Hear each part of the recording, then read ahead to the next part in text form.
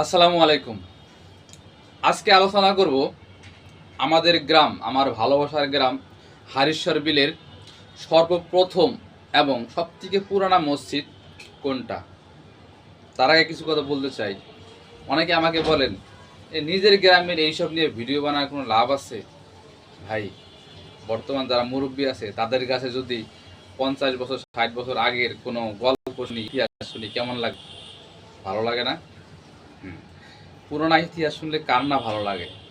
হয়তো ইতিহাস শুনলে কোনো লাভ নাই, টাকা পয়সা আসে না, পেটে ভাত যায় না, কিন্তু আমাদের গ্রামের ঐতিহ্য আরও 50 60 70 বছর আগে গিয়ে কি অবস্থা ছিল সেটা শুনলে বা সেটা জানলে অনেক ভালো লাগে। আমার এই ভিডিওটি ইউটিউবে থাকবে, ফেসবুকে থাকবে। যদি হারিশ্বর বিল লেখে 50 বছর 60 বছর পরেও কেউ ইউটিউবে সার্চ দেয়, তখন আমার ভিডিওটি সে পেয়ে যাবে।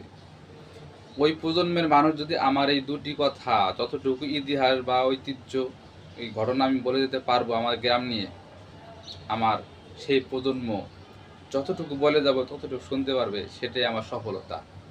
তো আসুন, যেটা বলতে চেয়েছিলাম, আমাদের গ্রামটা এক সময় আমার জনবল কম ছিল, মানুষ কম ছিল, চতুর্দিকে পানি ছিল, নিচু এক জায়গা, বিল বুঝতেই পারছেন, হারিশ্বর বিল।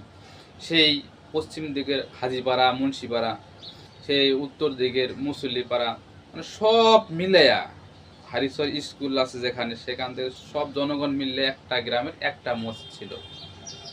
দূর দূরান্ত থেকে মানুষ নৌকা দিয়ে আইসা সেখানে নামাজ পড়তো।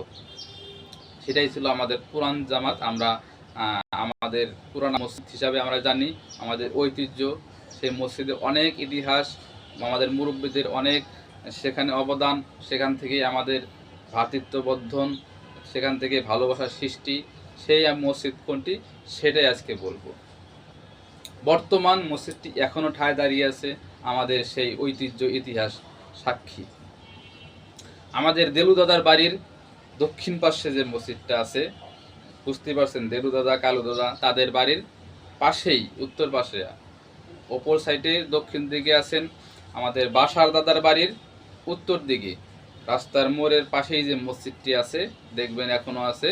সেই মসজিদটি আমাদের হারিশ্বর বিলের পুরানা ঐতিহ্য, পুরানা ইতিহাস, আমাদের হারিশ্বর বিলের সভ্যতার সাক্ষী। সেখান থেকেই মুরব্বীরা এই হারিশ্বর পরিচালনা করতেন। তো আমি সেই মসজিদকে স্মরণ করতেছি, আমাদের গ্রামবাসীর কাছে একটা আবেদন আবদার, এই মসজিদটির যথাযথ যত্ন নেবেন এবং সংস্কার করবেন, যাতে মসজিদটি অনেক ভালো থাকে। তো সকলের কাছে এতটুকুই চাওয়া। আমার হারিশ্বর বিল নিয়ে আগামীতে আরও ভালো কিছু ভিডিও তৈরি করব। আপনাদের সাপোর্ট, আপনাদের ভালোবাসায় আমার এগিয়ে যাওয়ার পথ। ধন্যবাদ সকলকে। আসসালামু আলাইকুম।